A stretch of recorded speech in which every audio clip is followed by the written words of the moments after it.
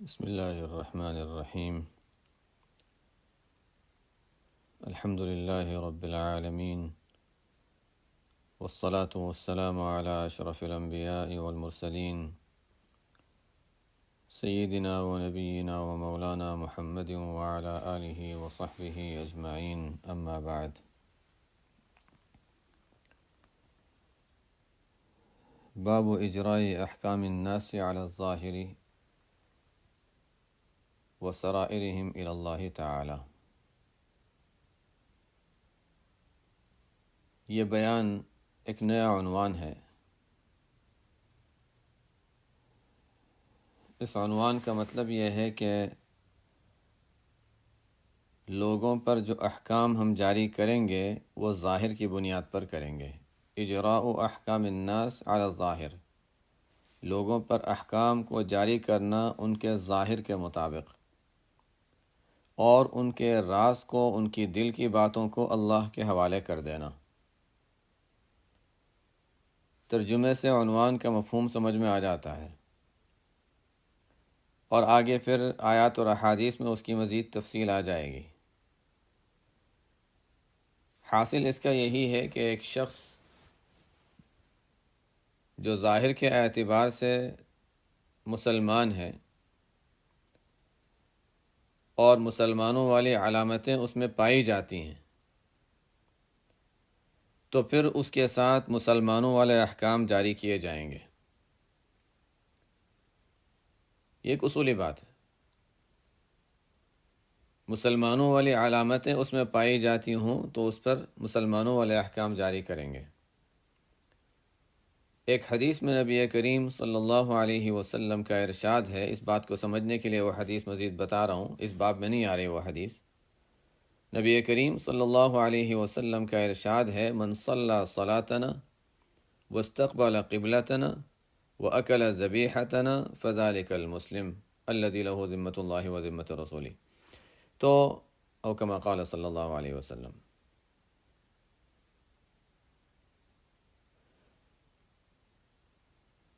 جو شخص صلی صلاتنا، ہماری نماز کی طرح نماز پڑھے، ہماری نماز کی طرح 5 وقت نماز کا وہ قائل ہے، نماز پڑھتا ہے، اب دل میں کیا ہے وہ تو ہمیں نہیں معلوم، ظاہر میں ہم دیکھتے ہیں نمازی ہے، اور نماز میں بھی قبلہ کون سا ہے اس کا؟ وہی کعبہ جو مسلمانوں کا قبلہ ہے۔ اور تیسری بات کہ وہ حلال حرام میں مسلمانوں والا جو ذبیحہ ہے اس کا اہتمام کرتا ہے۔ تو یہ 3 علامت ہے۔ اب اس میں زکوٰۃ کا بھی ذکر نہیں، روزے کا بھی ذکر نہیں ہے، کلمے کا بھی ذکر نہیں ہے، حج کا بھی ذکر نہیں ہے، اور چیزوں کا ذکر نہیں۔ کیوں؟ کلمہ تو ہم آپس میں جو ہیں، ہم نے بھی ایک دوسرے کا کلمہ ہو سکتا ہے کسی سے سنا ہو، اکثر سے نہیں سنا ہوگا۔ اتنے لوگ ہمیں ملتے ہیں، ہم نے کسی کو، شاید بہت سے ایسے لوگ ہوں گے جن کو نہیں سنا ہوگا کبھی کلمہ پڑھتے ہوئے۔ اس نے کلمہ تو اس نے جب بھی پڑھا تنہائی میں پڑھا، اور اسلام تو خیر وہ شروع سے ہی مسلمان ہے، تو دوسروں کے سامنے کلمہ نہ پڑھا ہو اس سے فرق نہیں پڑتا۔ تو کلمہ اس نے پڑھا یا نہیں پڑھا، دل میں اس کا کیا ہے ہمیں نہیں معلوم، وہ ہم دیکھ نہیں سکتے۔ ظاہری علامات کے لحاظ سے ہم دیکھیں گے نماز نظر آتی ہے، نماز کا طریقہ اس کا مسلمانوں والی نماز کا ہے، مسلمانوں والی نماز 5 وقت کی نماز کا وہ قائل ہے، اور نمازوں کا اس کے اندر اہتمام ہے۔ قبلہ بھی وہی ہے جو ہمارا مسلمانوں کا قبلہ ہے۔ زکوٰۃ تو سال میں 1 مرتبہ اگر مال ہوگا تو ادا کرے گا، وہ بھی ہو سکتا ہے ہمارے سامنے نہ ادا کیا، وہ نظر آنے والی چیز نہیں ہے۔ نماز تو نظر آنے والی چیز ہے، زکوٰۃ نظر آنے والی چیز نہیں، روزہ نظر آنے والی چیز نہیں۔ رمضان جب آئے گا، کسی نے رمضان میں دوسرے کو نہ دیکھا ہو تو یہ نہیں کہ اس کو مسلمان نہیں سمجھے گا۔ تو اس لیے زکوٰۃ، روزہ، حج، ان چیزوں کو نہیں بیان کیا۔ نمازوں کا اہتمام ایک شخص کرتا ہے، اس کی نماز کا طریقہ وہ ہے جو ہماری طرح کا ہے، اس کی قبلہ وہ ہے جو ہمارا ہے، اور مسلمانوں والے حلال ذبیحہ کے کھانے کا وہ اہتمام کرتا ہے۔ یہ علامات کسی میں پائی جائیں گی تو اس میں مسلمان ہونے کی علامات پائی گئی ہیں، بشرطے کہ ایک اور چیز، بشرطے کہ اس کے خلاف کوئی چیز، اسلام کے خلاف کوئی چیز اس سے ظاہر نہ ہو، یہ بشرط ہے۔ اب ہم جب اسلام کے خلاف کوئی چیز ظاہر نہیں ہوئی، کوئی آ کر کہتا ہے نہیں یہ تو یہ جاسوس ہے، کوئی آ کر کہتا ہے نہیں یہ تو یہ کوئی اور مذہب کا ہے، صرف ہمارے ساتھ منافق بن کے شامل ہو گیا ہے، ہم اسے لوگوں کی باتوں کا اعتبار نہیں کریں گے، اس لیے کہ اصل تو ظاہر ہے کہ ظاہر میں اس کا صحیح ہونا اور اس کا مسلمان ہونا نظر آ رہا ہے، جو اس کے خلاف بات کہے گا وہ دلیل پیش کرے۔ ہم لوگوں کا ایک مزاج ہے کہ کسی کی اچھائی قبول کرنے کے لیے تو ہمیں دلیل کی ضرورت پیش آتی ہے۔ کوئی کسی کی تعریف کرے، نہیں نہیں ایسا نہیں ہوگا، دلیل پیش کرے تو بھی مشکل سے مانیں گے کسی کی اچھائی اور خوبی، اور برائی قبول کرنے کے لیے کوئی دلیل کی ضرورت نہیں۔ ہم لوگوں کا مزاج ہے، اور اسلام برعکس ہمیں سکھاتا ہے۔ اسلام کہتا ہے اصل لوگوں کے بارے میں اچھا گمان رکھو، برائی اس کے لیے ثبوت اور دلیل کی ضرورت ہوتی ہے۔ تو بہرحال ہم لوگوں کا مزاج اسلام کے بالکل برخلاف ہے۔ اسلام ہمیں جو تعلیم دیتا ہے کہ اچھائی کے لیے ثبوت کی ضرورت نہیں ہے، برائی کے لیے ثبوت کی ضرورت ہوتی ہے۔ تو ظاہر کے اعتبار سے ہم لوگوں کے پر احکام جاری کریں گے کہ اچھا، ایک مسلمان قاضی کے سامنے معاملات آتے ہیں تو قاضی دل کی بات نہیں دیکھتا کہ یہ شخص معتبر ہے نہیں ہے، ظاہری حالات کے اعتبار سے وہ فیصلہ کرے گا۔ ظاہر کے مطابق اگر کوئی متشرع ہے، ٹھیک ہے، اب اس کو جھوٹا کہنے کی کوئی دلیل نہیں پائی گئی تو قاضی اس کی بات مان لے گا، چاہے وہ جھوٹ بول رہا ہو، قاضی کو کیا پتا، اور قاضی دل کی بات تو جان نہیں سکتا۔ ظاہر میں ایک شخص سچا ہے، قاضی کو یہ خیال ہوتا ہے کہ شاید یہ سچ نہیں بول رہا ہوگا، اس لیے کہ دوسرے کی بات میں وزن معلوم ہوتا ہے، قاضی مجبور ہے کہ سامنے والا شخص جس کے خلاف جھوٹ ثابت نہیں ہوا ہے اس کی بات پر اعتماد کر کے اس کے حق میں گواہی دے، اس کے حق میں فیصلہ کرے۔ یہ ہم اسی کا مکلف ہیں، اور اس کی مثالیں دیکھیں تو آپ صلی اللہ علیہ وسلم کے دور میں بھی اس کی مثالیں ملتی ہیں، صحابہ کے دور میں ملتی ہیں، ہمیشہ ہر دور میں مثالیں ملتی رہیں۔ اور دل کی حالت کیا ہے وہ اللہ کے حوالے ہے۔ آخرت کا معاملہ ہے، ہماری ذمہ داری نہیں ہے۔ آخرت میں جب وہ اللہ کے سامنے پیش ہوگا، اللہ تعالیٰ خود ہی دیکھ لیں گے دل میں کیا تھا، ہم ہر ایک کے ساتھ اس کے ظاہر کے مطابق معاملہ کریں گے۔ مسلمان کے ساتھ مسلمان والا معاملہ، غیر مسلم ہے اس کے ساتھ غیر مسلموں والا معاملہ، جو بھی احکام میں فرق ہے، اس کا انتقال ہو جاتا ہے کہاں دفن ہوگا، اس کا انتقال ہوتا ہے کہاں دفن ہوگا، نماز جنازہ پڑھیں گے یا نہیں پڑھیں گے۔ ایک شخص ہے جو ظاہر کے اعتبار سے نیک ہے تو اس پر نیکوں والے احکام جاری کریں گے۔ ایک شخص ہے جو ظاہر کے اعتبار سے کھلم کھلا گناہوں میں اور فسق میں مبتلا ہے تو اس پر فاسق والے احکام جاری ہوں گے۔ احکام ہے یہ ہے باب اجراء احکام الناس علی الظاہر وسرائرہ من اللہ تعالی۔ قال اللہ تعالی، اللہ تعالیٰ کا ارشاد ہے، فَإِن تَابُوا وَأَقَامُوا الصَّلَاةَ وَآتَوُا الزَّكَاةَ فَخَلُّوا سَبِيلَهُمْ۔ آیت کا ایک حصہ بیان کیا ہے، پوری آیت بھی بیان نہیں کی جس سے مقصد سمجھ میں آ جائے۔ مفہوم میں بتا دیتا ہوں، خلاصہ یہ ہے کہ جن غیر مسلموں کے ساتھ، اہل حرب کے ساتھ اور غیر مسلموں کے ساتھ مسلمانوں کی جنگ ہو رہی ہو، اب جب جنگ کے معاملات ہوتے ہیں، وہ حربی ہوتے ہیں، تو ان کا ظاہر ہے ان کے قتل کی بھی اجازت ہوتی ہے، ان کے خون کی بھی اجازت ہوتی ہے۔ یہ عام غیر مسلموں کی بات نہیں ہے، عام غیر مسلموں کی بات نہیں ہے، جن کے ساتھ جنگ کا معاملہ ہو، جو اہل حرب ہیں، ان کے ساتھ ان کی بات ہے۔ ہم یہاں ان ملکوں میں رہتے ہوئے باہر نکلیں، اچھا غیر مسلموں کو قتل کا حکم ہے؟ نہیں نہیں، اسلام ایسی بات تعلیم نہیں دیتا۔ اسلام نے تو غیر مسلموں کے ساتھ بہت زیادہ اچھا سلوک کرنے کی تاکید کی ہے۔ روایتیں اس سلسلے میں ہم جمع کریں تو بڑی عجیب عجیب روایتیں ہیں۔ مدینہ منورہ ہے، وہاں صحابہ کی خدمت کرنے والوں کی کوئی کمی نہیں ہے۔ آپ صلی اللہ علیہ وسلم کی خدمت ایک لڑکا کیا کرتا تھا جو یہودی تھا، ٹھیک ہے، اس کو بھی موقع مل رہا ہے، ٹھیک ہے، اس کو موقع چاہیے، کرنے دو۔ یہ نہیں تھا کہ نہیں اس کو میرے قریب بھی نہ آنے دو، حالانکہ پیغمبر ہیں، سید المرسلین صلی اللہ علیہ وسلم، اس طرف جانثار صحابہ ہیں، ایک یہودی لڑکا آپ صلی اللہ علیہ وسلم کی خدمت کیا کرتا تھا۔ جب اس کی بیماری کا علم ہوا آپ صلی اللہ علیہ وسلم کو، تو حضور صلی اللہ علیہ وسلم عیادت کے لیے اس کے گھر تشریف لے گئے۔ کس کے گھر؟ ایک یہودی کے گھر تشریف لے گئے، اور پتہ چلا، اندازہ ہوا کہ اچھا شاید اس کا آخری وقت ہے۔ اس سے کہا کہ کلمہ پڑھ لو۔ وہ لڑکا، اس کے والد وہیں کھڑے تھے جو یہودی تھے، لڑکے نے اپنے والد کو دیکھا کہ ابا اجازت دیتے ہیں، ہمیشہ ابا کی بات مان کر چلتا رہا، اجازت دیتے ہیں؟ والد نے کہا اطع ابا القاسم، ہاں ابو القاسم صلی اللہ علیہ وسلم، ابو القاسم کی بات مان لو۔ چلے گا، اچھا ہدایت مل گئی، کلمہ پڑھ لیا، کلمہ پڑھا، اسلام میں داخل ہو گیا. آپ صلی اللہ علیہ وسلم بہت خوش ہوئے، وہاں سے تشریف لائے، فرمایا الحمدللہ الذی انقذہ من النار. تمام خوبیاں اللہ کے لیے ہیں، اللہ کا بڑا احسان اور شکر ہے کہ اللہ تعالیٰ نے اس کو دوزخ سے بچا لیا. تو بہرحال غیر مسلموں کے ساتھ اسلام نے جو تعلیم دی ہے ان کے ساتھ کیسا معاملہ کرنا چاہیے، اس کو عام طور پر میڈیا کے اندر چھپایا جاتا ہے، اور اس طرح کی آیتیں جہاں مارنے کا حکم ہے، وہ تو اہل حرب کے ساتھ مارنے کا حکم ہے، ان کے ساتھ مارنے کا حکم ہے، تو ان آیتوں کو پیش کیا جاتا ہے کہ دیکھو قرآن ان کو یہ سکھاتا ہے، اور جہاد کے لفظ سے لوگوں کو ڈراتے ہیں. تو خیر، جن بات یہ ہو رہی تھی فَإِن تَابُوا، اس بات کو میں اس لیے سمجھانا چاہ رہا تھا کہ آگے حدیث سے سمجھنے کے لیے بھی یہ بات ضروری ہے.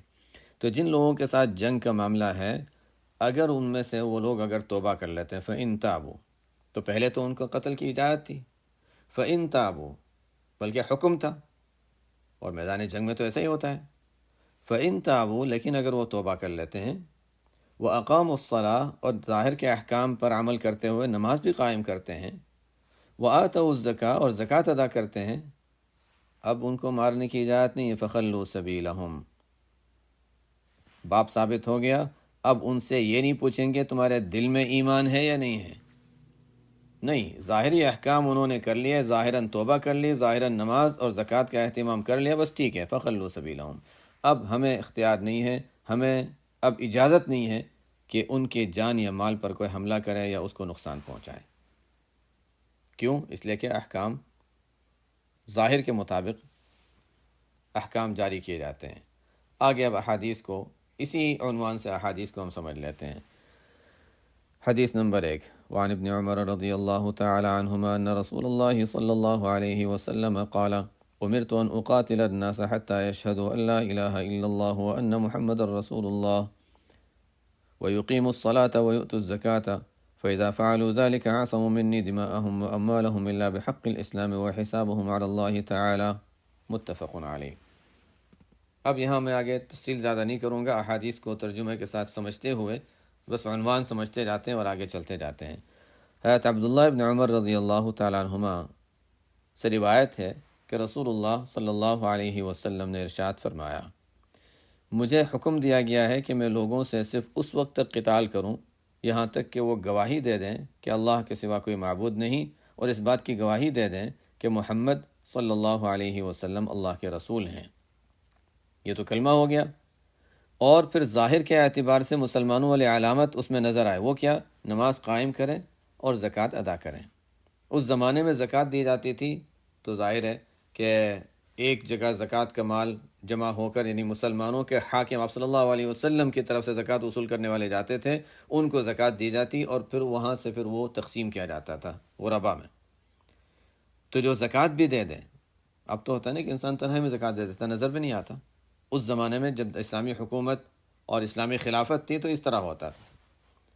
وَيُقِيمُ الصَّلَاةَ وَيُؤْتُ الزَّكَاةَ، نماز قائم کرے، زکوٰۃ ادا کرے. یہ کام کوئی کر لے تو بس اب مجھے ان سے قتال کرنے کی اجازت نہیں ہے. فَإِذَا فَعَلُوا ذَلِكَ، جب انہوں نے یہ کام کر لیا، عَصَمُوا مِنِّي دِمَاءَهُمْ وَأَمْوَالَهُمْ، تو انہوں نے مجھ سے اپنے جانوں کو، یعنی خون کو یعنی جان کو، اپنے خون کو یعنی اپنے جانوں کو محفوظ کر لیا اور اپنے مالوں کو محفوظ کر لیا. نہ اب ان کی جان پہ کوئی حملہ کر سکتا ہے کہ قتل کرے، ان کو نقصان پہنچائے، نہ مال لے سکتا ہے، کچھ بھی نہیں. نہ ان کا مال غنیمت بن سکتا ہے، نہ ان کا خون حلال ہو سکتا ہے. الا بحق الاسلام، الا ہے کہ اسلام ہی کا کوئی حق ہو، اسلام کا کوئی حق ہو. انہوں نے کسی کو جان بوجھ کر قتل کر دیا تو اسلام کہتا ہے کہ ہاں اس کو قصاصاً قتل کیا جا سکتا ہے. کسی سے کوئی اور سزا جاری، کوئی اور جرم ہو گیا تو اس کی بنیاد پر سزا دی جا سکتی، جو اسلام میں ہے وہی. تو جو اسلام یہ کہہ رہا ہے کہ ان کی جان اور مال محفوظ ہے، وہی اسلام کہتا ہے کہ ان حالات میں اب جان اور مال محفوظ نہیں ہے. تو جہاں اسلام جو کہے گا اس کے مطابق ہوگا. عَصَمُوا مِنِّي دِمَاءَهُمْ وَأَمْوَالَهُمْ إِلَّا بِحَقِّ الْإِسْلَامِ وَحِسَابُهُمْ عَلَى اللَّهِ تَعَالَى. یہ ہے جملہ. اب ان کا حساب اللہ کے ذمہ ہے. ہم یہ نہیں کہیں گے نہیں وہ تو صرف دکھانے کے لیے، یہ لوگ جان بچانے کے لیے، مال کی حفاظت کے لیے، اس وجہ سے یہ لوگ کلمہ پڑھ رہے ہیں اور نماز پڑھ لیتے ہیں. جس لیے بھی کر رہے ہوں، ہم مکلف ہیں ظاہر کے، ظاہراً یہ کام کر لیے، بس اب ان کی جان محفوظ، ان کا مال محفوظ، یہ ہے عنوان ثابت ہو گیا۔ آگے چلتے ہیں۔ وعن ابی عبداللہ طارق ابن اشیم رضی اللہ تعالی عنہ قال سمعت رسول اللہ صلی اللہ علیہ وسلم یقول من قال لا الہ الا اللہ وكفر بما يعبد من دون الله حرم ماله ودمه وحسابه على الله تعالى رواہ مسلم۔ جو شخص لا الہ الا اللہ کہہ دے، یہ لا الہ الا اللہ جو ہے نا، یہ لفظ استعمال کیا جاتا ہے، مقصد پورا کلمہ ہے۔ ظاہر ہے کہ صرف ایسا شخص جو اللہ کو، ایک اللہ کو معبود مانے، بس کسی پیغمبر کو نہیں مانتا، ظاہر ہے کہ وہ اسلام میں نہیں ہے۔ لا الہ الا اللہ تو ایک ایسا کلمہ ہے، ایسا جملہ ہے جس کو بول کر پورا کلمہ شہادت محمد الرسول اللہ بھی مراد لے جاتا ہے۔ جو شخص کلمہ پڑھ لے، جیسے پیچھے روایت میں ہے اللہ کی مانے، رسول کی مانے، ویسے تو لا الہ الا اللہ جب کہے گا، اللہ کی مانے گا تو قرآن کو مانے گا، قرآن کو مانے گا تو پھر رسول کو مانے گا، وہ سب باتیں آ جاتی ہیں، لیکن یہ پورا کلمہ مراد ہے۔ جو شخص لا الہ الا اللہ کہہ دے ظاہر میں، یعنی کلمے کو مان لے، محمد الرسول اللہ، لا الہ الا اللہ محمد رسول اللہ کو مان لے، اور پہلے جس مذہب میں تھا اس کا انکار کر دے، وَكَفَرَ بِمَا يَعْبُدُ مِن دُونِ بِمَا يُعْبَدُ مِن دُونِ اللَّهِ، اللہ کے سوا جن کی عبادت کی جاتی ہے ان کے ساتھ کفر کر لے۔ اگر کوئی نصرانی تھا تو وہ یہ کہہ دے اچھا میں نصرانیت سے توبہ کرتا ہوں اور اسلام میں داخل ہوتا ہوں۔ یہودی تھا تو کہے گا یہودیت سے میں توبہ کرتا ہوں، اسلام میں داخل ہوتا ہوں۔ کوئی قادیانی تھا تو وہ کہے میں مرزا غلام محمد قادیانی کو میں غلط اور کافر سمجھتا ہوں اور میں اسلام میں داخل ہوتا ہوں، قادیانیت سے توبہ کرتا ہوں اور اسلام میں داخل ہوتا ہوں۔ یہ کفر بما یعبد من اللہ کے سوا جس کی وہ عبادت کی جاتی یا جس مذہب میں وہ تھا اس کا انکار کرنا۔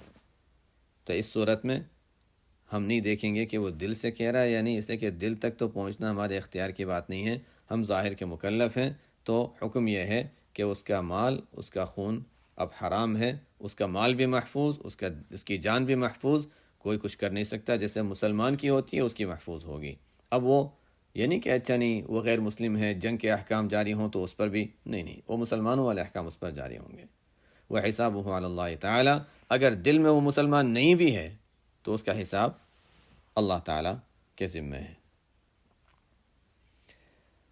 حدیث نمبر 3، وعن ابی معبد المقداد بن الاسود رضی اللہ تعالی عنہ قال قلت لرسول اللہ صلی اللہ علیہ وسلم ارأيت ان لقيت رجلا من الكفار فاقتتلنا فضرب احدى يدي بالسيف فقطعها ثم لاذ مني بشجرة فقال اسلمت للہ اقتله یا رسول اللہ بعد ان قالها۔ اب دیکھو اس روایت سے پیچھے والی باتیں اور سمجھ میں آتی ہیں، چونکہ پہلے زمانے میں یہ حالات تھے، جنگ چل رہی تھی اور جنگوں کے سلسلہ مستقل تھا۔ تو مقداد بن الاسود رضی اللہ عنہ، جن کی کنیت ابو معبد ہے، فرماتے ہیں کہ میں نے عرض کیا یا رسول اللہ بتائیے اگر میں کفار میں سے کسی سے میرا آمنا سامنا ہو جائے، فاقتتلنا، اور ہماری جنگ ہو، جنگ میں آمنا سامنا ہو گیا، اب وہ اس کو موقع ملا تو اس نے ضرب احدی یدی بالسیف، میرے دونوں ہاتھوں میں سے ایک ہاتھ پر اس نے تلوار ماری اور تلوار مار کر میرا ہاتھ کاٹ دیا، قطعها، اب میرا ہاتھ کٹا ہوا ہے۔ اس نے تو اپنا کام کیا، اب مجھے موقع ملا، اچھا میرا ہاتھ کاٹا ہے، میں اس کے سامنے جاتا ہوں، ایک ہاتھ سے تلوار اٹھا کر اس کے سامنے جاتا ہوں، اس کے پیچھے جاتا ہوں، تو وہ اپنی جان بچانے کے لیے لاذ منی بشجرۃ، درخت کے ذریعے سے درخت کی آڑ میں آ کر اپنے آپ کو بچاتا ہے، لیکن میں وہاں پہنچ جاتا ہوں تو وہ کیا کہتا ہے، فقال اسلمت للہ، اللہ کے لیے میں اسلام میں داخل ہوتا ہوں، اتنا جملہ کہہ دیتا، اسلمت للہ۔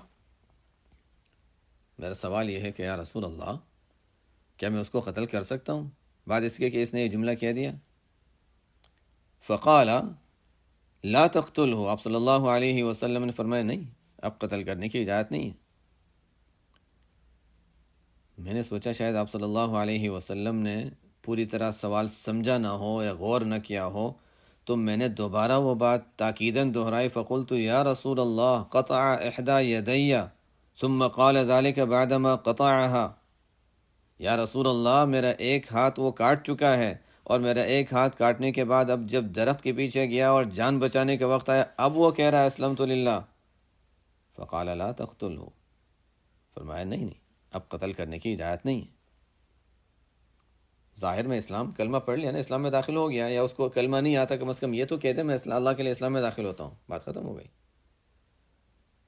آگے آپ صلی اللہ علیہ وسلم نے مزید تاکیداً فرمایا فَإِن قَتَلْتَهُ فَإِنَّهُ بِمَنزِلَتِكَ قَبْلَ أَن تَقْتُلَهُ وَإِنَّكَ بِمَنزِلَتِهِ قَبْلَ أَن يَقُولَ كَلِمَتَهُ الَّتِي قَالَ. متفق علیہ. اگر تم نے اس کو قتل کر دیا تو کیا ہوگا؟ فرمایا اگر تم نے اس کو قتل کر دیا اس کے اس کلمے کے کہنے کے بعد، اس کے جملے کہنے کے بعد کہ اسلمت للہ، اب اگر تم نے اس کو قتل کر دیا تو اب کیا ہوگا؟ تو فَإِنَّهُ بِمَنزِلَتِكَ، تو قتل ہونے سے پہلے وہ تمہارے مرتبے پر آ جاتا ہے، وہ اس درجے پر آ جاتا ہے جس درجے پر تم ہو، اس لیے کہ اس نے کلمہ پڑھ لیا، یہ اسلام میں داخل ہو گیا تو گزشتہ گناہ سب معاف ہو گئے. اور اصل بات یہ ہے کہ جب انسان اسلام میں داخل ہو گیا تو اس کی جان، اس کا مال محفوظ ہو گیا. یہ ہم نے پیچھے جو پڑھا تو اس کے درجہ کیا تھا اب کہ جان اور مال محفوظ ہے. تو اس کے اس جملہ کہنے کے بعد اور اس کے قتل ہونے سے پہلے وہ اس جگہ میں ہو گیا جہاں پر تم تھے، یعنی جس کا جان اور مال محفوظ ہے، اور تم اس درجے پر ہو جاؤ گے جس درجے پر وہ کلمہ کہنے سے پہلے تھا. کافر نہیں، بلکہ جس طرح کلمہ، یہ کلمہ کہنے سے پہلے، اسلمت للہ کہنے سے پہلے جس طرح وہ ایسا تھا کہ جس کی جان اور مال محفوظ نہیں تھا اور اس کی جان پر حملہ کیا جا سکتا تھا، اس کا مال مال غنیمت بنایا جا سکتا تھا، جس طرح وہ کلمہ اس جملہ کہنے سے پہلے جس جگہ پر تھا تم اس جگہ پر آ جاؤ گے. اب تمہاری جان محفوظ نہیں رہے گی، چونکہ تم نے ایک مسلمان کو قتل کیا تو اس کے بدلے میں اب تمہاری جان اب محفوظ نہیں رہی، اب قصاصاً تمہیں قتل کیا جائے گا. کیا جائے نہ کیا جائے وہ ایک الگ بات ہے، وہ تو آگے کا معاملہ ہے، لیکن اصولی بات یہ ہے کہ جس طرح وہ مباح الدم تھا اب تم مباح الدم ہو جاؤ گے، جس طرح اس کی جان محفوظ نہیں تھی اب تمہاری جان محفوظ نہیں رہی. اصولی بات تو یہ ہے. کتنی زیادہ احتیاط ہے اسلام میں اس سلسلے میں کہ بس، حالانکہ ظاہراً آثار کوئی نظر نہیں آتے. اب یہاں تو صلی صلاتنا واستقبل قبلتنا بھی نہیں ہے، یہاں پیچھے والی بات بھی نہیں ہے کہ اقام الصلاوات و الزکاۃ، وہ بھی نہیں ہے، اس لیے کہ ابھی تو وقت ہی نہیں ملا نا. ابھی تو اس نے بس کہا اسلمت للہ، لیکن بس اب جب کہہ دیا تو کہہ دیا. اب ہم دیکھیں گے کہ واقعی وہ اسلام میں ہے، نمازوں وغیرہ کا وہ اہتمام کر لیتا ہے، بس پھر مسلمانوں والے احکام اس پر پکے ہیں، جاری ہو گئے. بعد میں پھر جاتا ہے تو الگ بات ہے، لیکن فی الحال اس کو اب مارنے کی اجازت نہیں ہوگی. بڑی عجیب ہے، چونکہ ہم لوگوں کو تو اس چیز سے واسطہ نہیں پڑتا، صحابہ کو واسطہ پڑتا تھا، تو یہ کام بڑا عجیب تھا اور مشکل بھی تھا. آگے اسی طرح کی اور روایتیں ہیں. حدیث نمبر 4، وعن اسامة بن زید رضی اللہ تعالی عنہما قال بعثنا رسول الله صلی اللہ علیہ وسلم إلى الحرقة من جهينة فصبحنا القوم على مياههم ولحقت أنا ورجل من الأنصار رجلا منهم. اسامہ بن زید رضی اللہ تعالی عنہ، ہم سب جانتے ہیں اسامہ جو حب ابن الحب، آپ صلی اللہ علیہ وسلم کے محبوب اور ان کے والد بھی محبوب، جس کو کہتے ہیں لاڈلے کے بیٹے لاڈلے، محبوب وہ بھی، اور زید رضی اللہ عنہ بھی محبوب. آپ صلی اللہ علیہ وسلم کو ان سے بڑی محبت تھی اور فرمایا بھی کرتے تھے حسن و حسین رضی حسن رضی اللہ عنہ کو گود میں بٹھایا، ان کو گود میں بٹھایا، اے اللہ میں ان سے محبت کرتا ہوں تو ان سے محبت فرما. یہ واقعی حب رسول اللہ صلی اللہ علیہ وسلم، آپ صلی اللہ علیہ وسلم کے محبوب تھے. تو اسامہ بن زید رضی اللہ تعالی عنہما، یہاں دونوں صحابی ہوتے ہیں تو عنہما کہہ دیتے ہیں. فرماتے ہیں کہ ہمیں رسول اللہ صلی اللہ علیہ وسلم نے بھیجا قبیلہ جہینہ کی ایک شاخ حرقہ کی جانب. جہینہ بہت بڑا خاندان تھا اور اس کی ایک شاخ تھی حرقہ، وہاں بھیجا. تو قبیلہ جہینہ کی ایک شاخ حرقہ کی جانب آپ صلی اللہ علیہ وسلم نے ہمیں بھیجا، ایک فوج لے کر بھیجا تھا. فصبحنا القوم على میاہہم، ہم صبح کے وقت قوم کے پاس پہنچ گئے ان کے پانی کے علاقے میں، پانی کے پاس وہ جمع تھے، پانی پلانے کے لیے جانوروں وغیرہ کو لے جایا کرتے تھے، تو جو پانی کی جگہ تھی وہاں پر صبح صبح ان کے پاس ہم پہنچ گئے اور ان پر حملہ کر دیا۔ اب حملہ ہوا تو کیا ہوا؟ وَلَحِقْتُ أَنَا وَرَجُلٌ مِّنَ الْأَنصَارِ رَجُلًا مِّنْهُمْ، اب ہوا یہ کہ میں اور ایک اور انصاری شخص تھے، صحابی، ہم دونوں نے ان میں سے ایک شخص کا پیچھا کیا۔ فَلَمَّا غَشِينَاهُ قَالَ لَا إِلَهَ إِلَّا اللَّهُ، جب ہم نے اس کو گھیر لیا اور اس کی جان بالکل خطرے میں آ گئی، اور ساری صحابی بھی ہیں، میں بھی ہوں، دونوں طرف سے، اب اس نے سوچا کہ اچھا اب تو میں گیا، تو اور کوئی صورت نہیں تھی بچنے کی، اس نے کہہ دیا لا الہ الا اللہ۔ جیسے ہی اس نے وہ جملہ کہا، فکف عنہ الانصاری، انصاری نے تو ہاتھ روک لیا،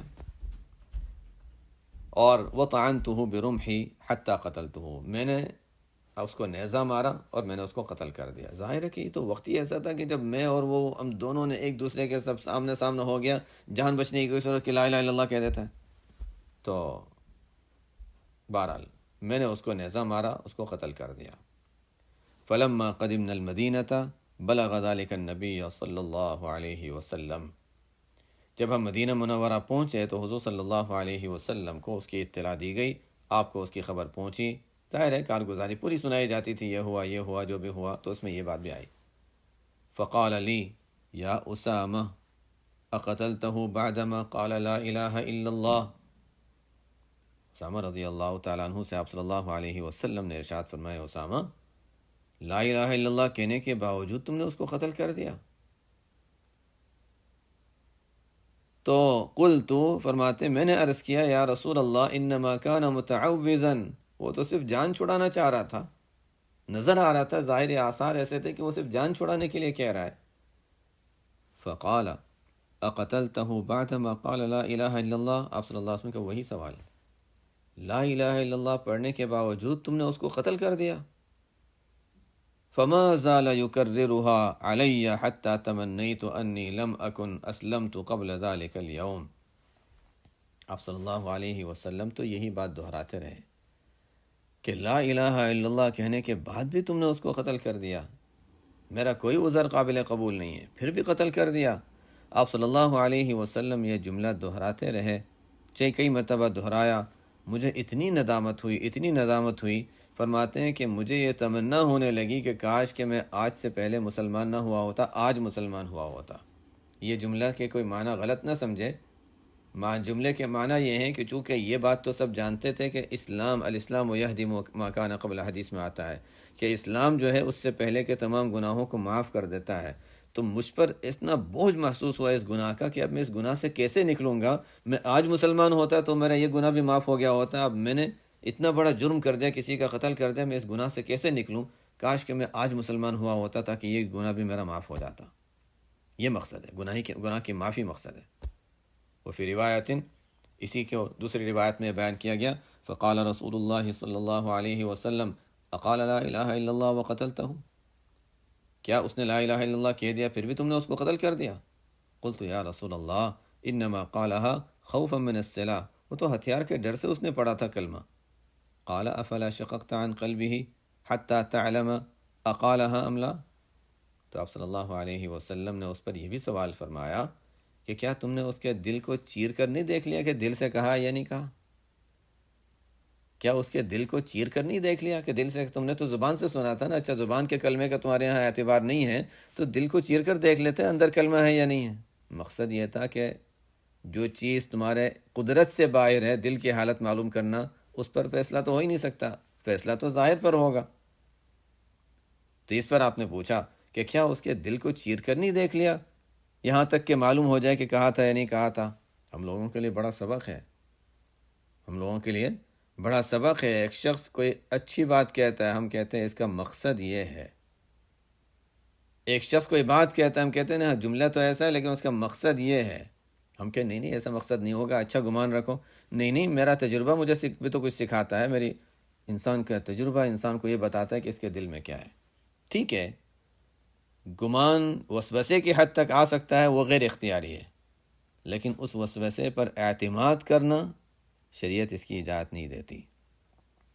شریعت اس کی اجازت نہیں دیتی۔ تو آپ صلی اللہ علیہ وسلم کے سوال ہمیں بھی یاد رکھنا چاہیے۔ کسی کے بارے میں جب ہم رائے قائم کرتے ہیں، کہتے ہیں کہ ہمارا تجربہ ہمیں یہ سکھاتا ہے، ہم نے دیکھا ہے ایسے لوگوں کو، ہم سمجھتے ہیں لوگوں کو، لیکن اسلام تو یہ کہتا ہے نا کہ ظاہر پر فیصلہ کرو۔ ہم فیصلہ ظاہر پر کریں گے، احتیاط کرنی ہے کر لو، لیکن یہ نہیں کہ اپنے دل میں جو خیال آ رہا ہے اس کو ہم یہ سمجھیں کہ بس یہی صحیح ہے اور اسی کے مطابق ہم رائے قائم کر لیں، یقین کر لیں۔ اس کی اجازت نہیں ہے، یہ بدگمانی ہے جو کہ جائز نہیں ہے۔ ان بعض الظن اثم، اور وہاں پر ہم یہی سوال کریں گے اپنے آپ سے، افلا شققت عن قلبہ، دل کو چیر کر نہیں دیکھ لیا کہ اندر پتہ چل جائے کہ کیا ہے؟ تو جواب ظاہر ہے یہی ہوگا کہ ممکن نہیں ہے۔ ممکن نہیں ہے تو بس ناممکن پر عمل نہ کرو پھر۔ فما زال یکررها، آپ صلی اللہ علیہ وسلم یہ جملہ دہراتے رہے، حتی تمنیت انی اسلمت یومئذ، مجھے تمنا ہوئی کہ آج ہی میں کلمہ پڑھتا اور اسلام میں داخل ہوتا۔ آگے بھی اسی طرح کی روایتیں ہیں، پڑھ لیتے ہیں تاکہ یہ عنوان ہمارا پورا ہو جائے۔ حدیث نمبر 5 وعن جندب بن عبد اللہ رضی اللہ تعالی عنہ ان رسول اللہ صلی اللہ علیہ وسلم بعثا من المسلمین الى قوم من المشرکین وانہم التقوا فكان رجل من المشركين اذا شاء ان يقصد الى رجل من المسلمين قصد له فقتله۔ جندب بن عبد اللہ رضی اللہ تعالی عنہ فرماتے ہیں کہ رسول اللہ صلی اللہ علیہ وسلم نے ایک فوج بھیجی مسلمانوں کی مشرکوں کی جانب، جنگ ہونی تھی، وہاں جنگ ہوئی، اور وَإِنَّهُمْ الْتَقَوْا، اور آپس میں ان کا آمنا سامنا ہوا اور جنگ ہوئی۔ تو ان میں غیر مسلموں میں ایک شخص تھا، فَكَانَ رَجُلٌ مِّنَ الْمُشْرِكِينَ، مشرکوں میں سے غیر مسلموں میں ایک شخص تھا، اِذَا شَاءَ أَن يَقْصِدَ إِلَى رَجُلٍ مِّنَ الْمُسْلِمِينَ قَصَدَ لَهُ فَقَتَلَهُ، جب وہ چاہتا کہ مسلمانوں میں سے کسی کا قصد کرے اس کو مارنے کا تو اس کا قصد کرتا اور جا کر اس کو قتل کر دیتا تھا۔ عجیب تھا، پہلوان تھا، بہادر تھا، پہلوان تھا، کسی کا ذہن میں ڈالتا اس کو مارنا ہے، سیدھا جاتا اور مار دیتا تھا، کوئی رکاوٹ نہیں آتی تھی۔ بڑے قتل کیے بڑے بڑے لوگوں کو، تو جب وہ کسی کو مارنا چاہتا جاتا اور اس کو مار دیتا تھا، اور بڑا پہلوان اور مضبوط آدمی تھا۔ قصد لہ فقتلہ، اب مسلمانوں نے یہ سوچا کہ یہ عجیب آدمی ہے کہ یہ جس کو دیکھتا ہے، اچھا بڑے بڑے ہمارے لوگوں کو کسی کو قتل کر دیا، چلو اس کو مارنا چاہیے۔ تو ایک شخص اس کے انتظار میں بیٹھ گیا۔ وَإِنَّ رَجُلًا مِّنَ الْمُسْلِمِينَ قَصَدَ غَفْلَتَهُ فَقَتَلَهُ، یہاں پر عام طور سے کتابوں میں قصدہ کے بعد غفلتہ کا لفظ نہیں ہے، شاید لکھنے میں غلطی ہو گئی۔ تو مسلمانوں میں سے ایک شخص نے انتظار کیا، انتظار میں رہا اور تلاش میں رہا کہ یہ غافل ہو، توجہ نہ ہو اس کی، اور اچانک سے اس پر حملہ کر دے، ایسا موقع آ جائے کہ اچھا اب اس کو اپنے آپ کو بچانے کی کوئی صورت نہ رہے،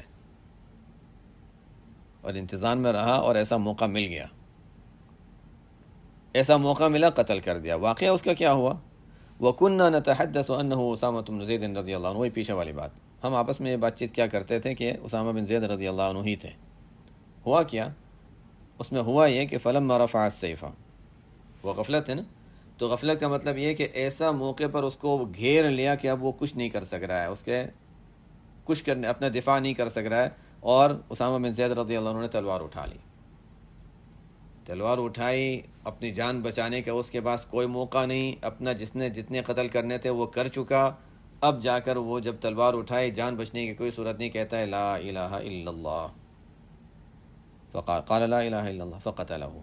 تو یہ جو بھی تھے غالباً اسامہ بن زید رضی اللہ عنہ تھے بقول راوی کے، تو فرماتے ہیں انہوں نے قتل کر دیا، جنگ ہو گئی، فتح حاصل ہو گئی۔ فجاء البشیر الی رسول اللہ صلی اللہ علیہ وسلم فسألہ واخبرہ حتی اخبرہ خبر الرجل کیف صنع۔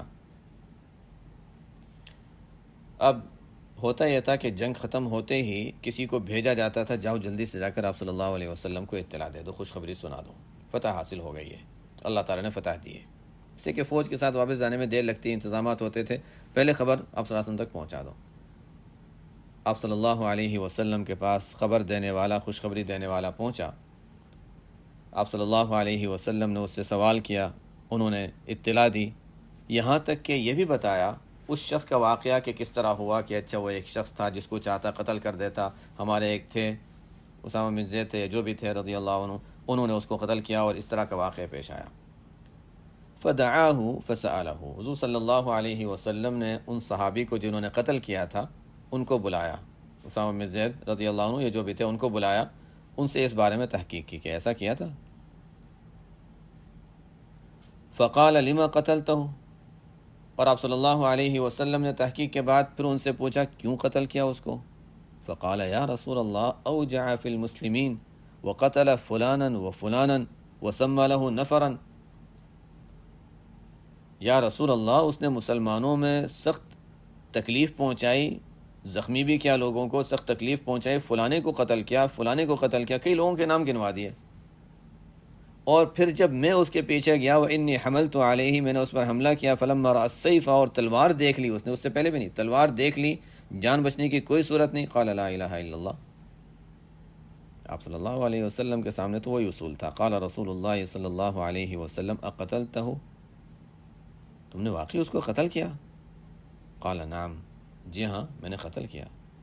قال فکیف تصنع بلا الہ الا اللہ اذا جاءت یوم القیامہ، رسول اللہ صلی اللہ علیہ وسلم نے فرمایا کہ اچھا تو قیامت کے دن جب لا الہ الا اللہ کے کلمہ اس کی طرف سے پیش ہوگا تم اس کا کیا جواب دو گے؟ یہ ہوگا اور اس کے ساتھ کلمہ ہوگا، تم اس کا کیسے مقابلہ کرو گے؟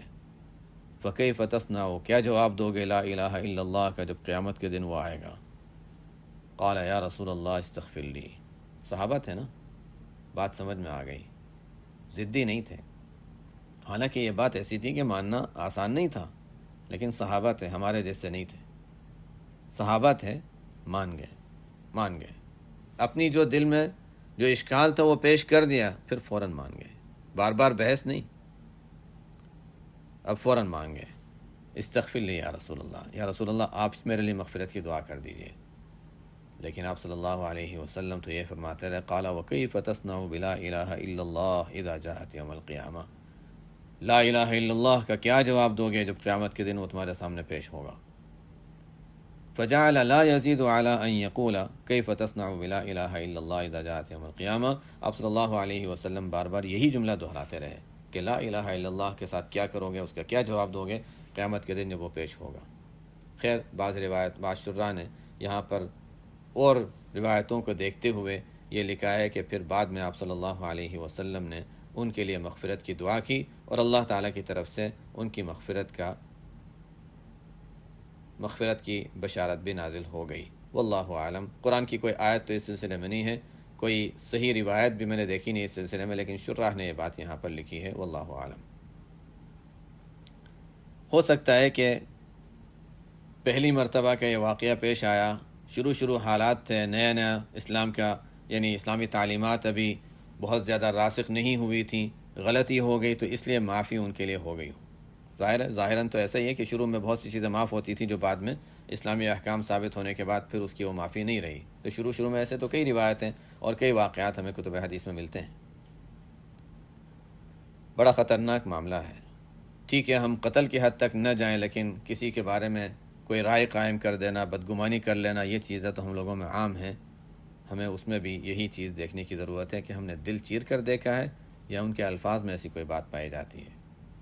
حدیث نمبر 6، وعن عبد الله بن عتبة بن مسعود قال سمعت عمر بن الخطاب رضي الله تعالى عنه يقول إن ناسا كانوا يؤخذون بالوحي في عهد رسول الله صلی اللہ علیہ وسلم، عمر بن الخطاب رضی اللہ تعالی عنہ کو میں نے فرماتے ہوئے سنا کہ نبی کریم صلی اللہ علیہ وسلم کے زمانے میں لوگوں کی پکڑ ہو جاتی تھی وحی کے ذریعے سے، کسی نے کوئی غلطی کی وحی نازل ہو گئی، کسی نے کوئی جھوٹ بولا وحی نازل ہو گئی، عبداللہ بن ابی جھوٹ بولتا وحی نازل ہو جاتی، اس نے یہ غلط کہا ہے، منافقین کچھ کہتے وحی نازل ہو جاتی، بات صاف ہو جاتی تھی، اس لیے کہ وحی کا نزول تھا۔ اور اس زمانے میں 3 قسم کے لوگ تھے، مسلمان تھے، کفار تھے، منافقین تھے، پتہ تھا یہ منافق ہیں، ان کے ساتھ منافقوں والے احکام جاری ہوتے تھے، لیکن بعد میں نفاق والے سلسلہ وہ ختم ہو گیا، اب یا مسلمان یا کافر، ظاہر کے لحاظ سے فیصلہ کر لو، یا مسلمان یا کافر بس۔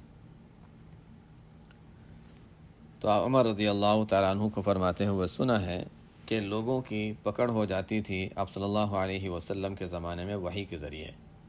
وَإِنَّ الْوَحْيَ قَدْ انْقَطَعَ، اب دیکھو وحی کا سلسلہ تو ختم ہو گیا. وَإِنَّمَا نَأْخُذُكُمُ الْآنَ بِمَا ظَهَرَ لَنَا مِنْ أَعْمَالِكُمْ، اب تو ہم تمہاری پکڑ کریں گے اور تمہارے ساتھ معاملہ کریں گے جو تمہارے اعمال سے ظاہر ہوگا. فَمَنْ أَظْهَرَ لَنَا خَيْرًا أَمَّنَّاهُ وَقَرَّبْنَاهُ، جو ہمارے سامنے اچھائی ظاہر کرے گا، ظاہر میں اچھائی اپنی خیر ظاہر کرے گا اور نیکی والے اعمال ظاہر کرے گا اور امانت داری اور صداقت ظاہر کرے گا، جو ظاہر میں اچھا ہوگا ہم اس کو امن بھی دیں گے، اس کی جان مال محفوظ، ہم اس کو اپنے سے قریب بھی کریں گے، ہمارا بھائی ہے وہ. وَلَيْسَ لَنَا مِن سَرِيرَتِهِ شَيْءٌ، اس کے دل کی حالت سے ہمارا کوئی تعلق نہیں. اللہ یحاسبہ فی سریرتہ، اس کے دل کی حالت کے بارے میں اللہ تعالیٰ اس سے خود حساب کر لیں گے، ہمارا اس سے تعلق نہیں. ومن اظہر لنا سوءا، اور جو ہمارے سامنے کوئی برائی ظاہر کرے گا، لم نأمنہ ولم نصدقہ، نہ ہم اس کو امن دیتے ہیں نہ ہم اس کی تصدیق کرتے ہیں، اس لیے کہ اس کے ظاہری اعمال سے، اس کے علامات سے ہم دیکھیں گے اچھا ظاہر میں وہ اس جماعت میں شامل ہے یا ظاہر میں اس جماعت میں شامل ہے. وَإِن قَالَ، اگرچہ وہ زبان سے کہتا ہو ان سریرتہ حسنۃ، کہ میرے دل کی حالت اچھی ہے، بعض کہتے ہیں دل اچھا ہونا چاہیے، نماز روزہ کیا چیز ہے، اصل تو دل اچھا ہونا چاہیے. نہیں، دل کی حالت تو ہم نہیں دیکھ رہے ہیں. کسی کا اپنے دل کے بارے میں دعویٰ کرنا اس کا کوئی اعتبار نہیں. ظاہر پر فیصلہ کرو، ظاہر میں اعمال اچھے ہیں تو اچھا آدمی ہے، ظاہر میں اعمال اچھے نہیں ہیں تو اچھا، اس کا مطلب یہ ہے کہ وہ صلحاء میں شامل نہیں، یہ نہیں کہ اس کو ہم برا سمجھنا شروع کر دیں، ہاں، لیکن اس کے جو اعمال اچھے نہیں ہیں اس کی وجہ سے ہم اس کے ساتھ صلحاء والا معاملہ اور نیک لوگوں والا معاملہ، اور اگر کافروں والا انداز اس سے ظاہر ہو رہتا ہے تو پھر مسلمانوں والا معاملہ بھی اس کے ساتھ نہیں کیا جائے گا. سبحانک اللہم و بحمدک، اشہد ان لا الہ الا انت، استغفرک و اتوب الیک.